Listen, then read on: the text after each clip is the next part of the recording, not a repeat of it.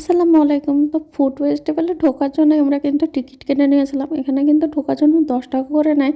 তো আমরা ঢুকেই কিন্তু দেখে নিচ্ছিলাম যে মানে ডিসাইড করলাম যে আমরা পুরোটা মানে ঘুরে নেব। দেন কী খাবো তারপরে ডিসাইড করব। এটাই আমাদের প্ল্যান ছিল। আর এই দেখো আমাদের বাবুটা কিন্তু হাঁটতে শুরু করে দিয়েছে। আমরা কিন্তু এখানে ঘুরতে, ঘুরতে কিন্তু একটা দোকান পেয়ে গেছিলাম যেখানে মেয়েদের কিছু জিনিস মানে কেনাকাটা করার সেগুলো ছিল। তো এখানে দেখছিলাম বেশ কিউট, কিউট জিনিস ছিল। বাট প্রাইস কিন্তু একটু বেশিই ছিল। এখানে কিনলে পরে কেনা যায় বাট প্রাইস যেহেতু একটু বেশিই ছিল। আর আমি কিন্তু এমনিতে ফালতু খরচ আগে খুবই করতাম বাট এখন করি না। আর আমার প্ল্যান ছিল এখান থেকে কিন্তু মুরব্বা নেওয়ার। এটা কোন জায়গাকার মোরব্বা বলছিলাম মেবি আমার মনে নেই বাট বিখ্যাত যে জায়গাকার মোরব্বা ওটাই ছিল। তো আমার কিন্তু মোরব্বা খেতে বেশ ভালো লাগে। আর আমার কিন্তু কেনারও প্ল্যান ছিল বাট আমি কিন্তু ভুলে গেছিলাম মানে তোমাদেরকে আমি বলছি। আর আমরা কিন্তু এক এক দিন সব জিনিসগুলোই দেখছিলাম, কিছু কিছু জায়গায় ভিডিও বানিয়েছি। আর এখানে কিন্তু আমরা যেয়ে আমার ভাইপোর জন্য একটা কেক নিয়ে নিয়েছিলাম। ওখানে তো সব জিনিস খাওয়ানো যাবে না ওই যেহেতু বাচ্চা ছেলে। আর আমরা নিয়েছিলাম হচ্ছে পাওভাজি আর হচ্ছে কি রাজ কচুরি বা যেটাই ছিল, মেবি আমার নামটাও ভুলে গেছে। এই দোকান থেকেই নিয়েছিলাম। দোকানটা কেন মানে দেখানো হয়ে গেছে বাট আমার এখানে আর ডিলিট করা হবে না, সেজন্য ডিলিট করলাম না। সত্যি বলতে কি বলবো মানে অনেক ইউটিউবাররা অনেক বাড়িয়ে বলে খুবই ভালো মানে খেতে হয় হয়। বাট তোমাদেরকে বলবো যে রাস্তার দিকে যে স্ট্রিট ফুডের যে দোকানগুলো থাকে ওগুলোর ওখানে যে খাবার এখানে কিন্তু প্রাইসও বেশি। যদিও এটা কিন্তু শেষ হয়ে গেছে ফুড ফেস্টিভ্যাল বহরমপুর থেকে। বাট আমি কিন্তু আর নেক্সট টাইমে যাচ্ছি না। আমার বৌদি আর আমি কিন্তু দুজনে মিলেই খাচ্ছিলাম আধা আধি করে। আর এখানে কিন্তু অনেক বেশি প্রাইস ছিল। তো এখানে ঢোকার জন্য যে ৳10টাও আমাদের চলে গেছে। প্লাস এখানকার খাবারগুলো মানে আমি কি বলবো যে এত দাম দিয়ে একটু টেস্টটা একটু ভালো মানে এর থেকে ভালো করতে পারতো। তা মানে কি বলবো আমি বোঝা পাচ্ছি না। খাবার জিনিস যদিও আমি খারাপ বলা উচিত নয় বাট সত্যি বলতে কিন্তু সাধারণ যে লোকাল দোকান থাকে ওগুলোর টেস্ট অনেকটাই মানে বেটার এদের থেকে, তবে অনেক ভালো। তো এখানে কিন্তু আমি একটা নিয়ে নিয়েছিলাম ফিশ কাটলেট।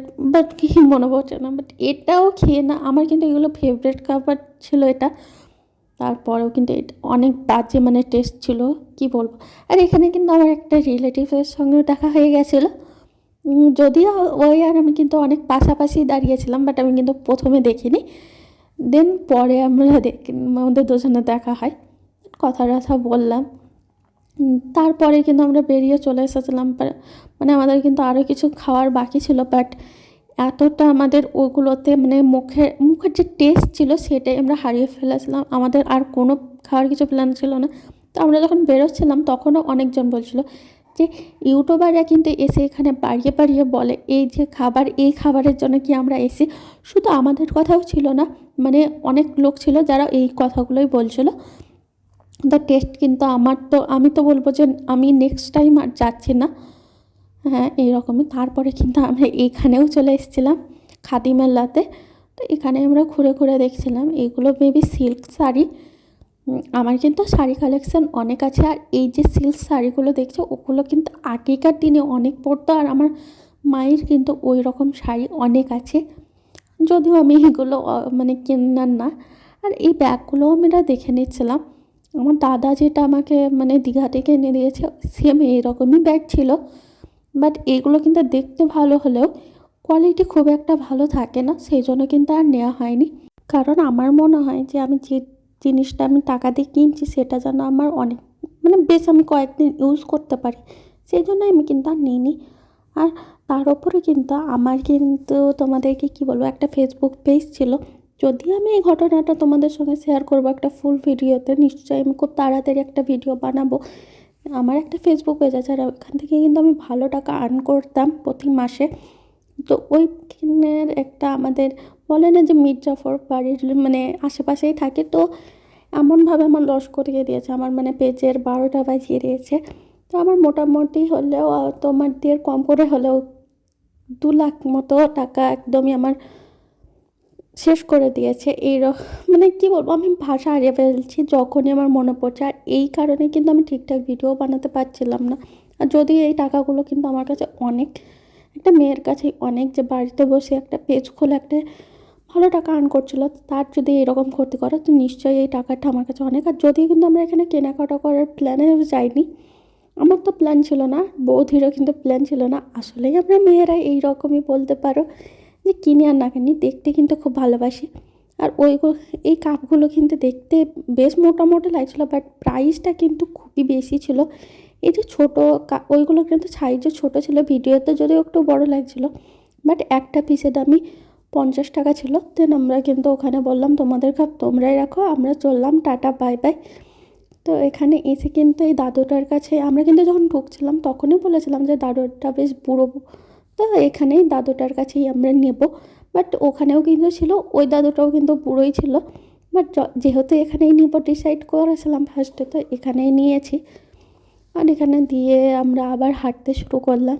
আমি এই কলেজেই কিন্তু কিছুদিন আগে এক্সাম দিয়ে গেছে, তো এটাকে আমি দেখছিলাম। আর এখানে আমরা গল্প করতে করতে এসেছিলাম। এই দেখো পুলিশ কাকু। আর আমার যেহেতু বাড়িতে একটা অ্যাকোয়ারিয়াম আছে, আর আমাদের মাছগুলো কিন্তু সব মরে গেছে, কি বলবো, আমার কিন্তু খুবই ভালো লাগতো। বাট সব মাছ মরে যাওয়ার কারণে কিন্তু একটা বছর আমরা আর মাছ কিন্তু ওটাতে মানে ভরিনি। তারপর আমি যখন দেখলাম মাছগুলো, তো আমার ইচ্ছা হচ্ছিলো, আমাদের ইচ্ছা আছে আবার নতুন করে অ্যাকোয়ারিয়ামটা সাজানোর। তো ওখানে প্রাইসটা জিজ্ঞাসা করে নিচ্ছিলাম। দেন এখানে কিন্তু আমার বৌদি একটা সোয়েটার নেবে, সেই জন্যই কিন্তু আমরা ঢুকে পড়েছিলাম। এদের সোয়েটারের কোয়ালিটিও বেশ ভালো থাকে, আসলে দোকানেও কিন্তু এনাদের কাছ থেকেও নিয়ে যাই। তো এখানেই আমরা এসে দেখছিলাম, আর এখান থেকে কিন্তু আমরা একটা সোয়েটারও নিয়ে নিয়েছিলাম। আর এই দেখো এই দাদুটার কাছে কিন্তু আমরা প্রায় যখনই বহরমপুর যাই আর আসার টাইমে কিন্তু আমরা পেয়ারা মাখিয়ে নিই। এনারও পেয়ারা মাখাটা বেশ, আসলে এনাদের কাছে যে টেস্ট আছে সেইগুলো কিন্তু ওই ফুড ফেস্টিভ্যালে পাওয়া যাবে না। আমাদের মুখের টেস্টটা যেহেতু একদমই বিগড়ে গেছিলো, সেই জন্য কিন্তু আমরা এখানেই চলে এসে মানে দাদুর কাছে পেয়ারা মাখিয়ে নিয়েছিলাম। তো এখানে কিন্তু আমি আর আমার বৌদি বললাম যে একটু বেশি ঝাল দিতে। আমি কিন্তু ঝাল একটু কমই খাই, বাট ফুড ফেস্টিভ্যালের যে খাবারগুলো খেয়েছিলাম ওটার কারণে কিন্তু আমার শরীর খুবই খারাপ করছিলো, মানে ভমিটিং ভাব লাগছিলো, তো আমার একটু ঝালটা একটু বেশি খেয়েছিলাম।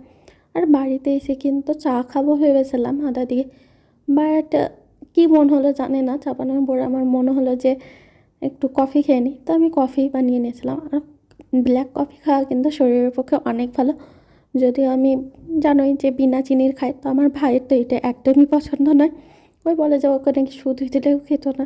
তা আমি কিন্তু এইভাবেই বানিয়ে নিই, খুবই ঝটপট হয়ে যায়। আর শীতের টাইমে আমার মনে হয় যে একটা ছাকনা লাগানোর থেকে ভালো এইভাবে ব্ল্যাক কফি খাওয়া। যারা হয় তারাই জানে এই কষ্টটা, শীতের টাইমে ধোয়ার কষ্টটা কীরকম লাগে।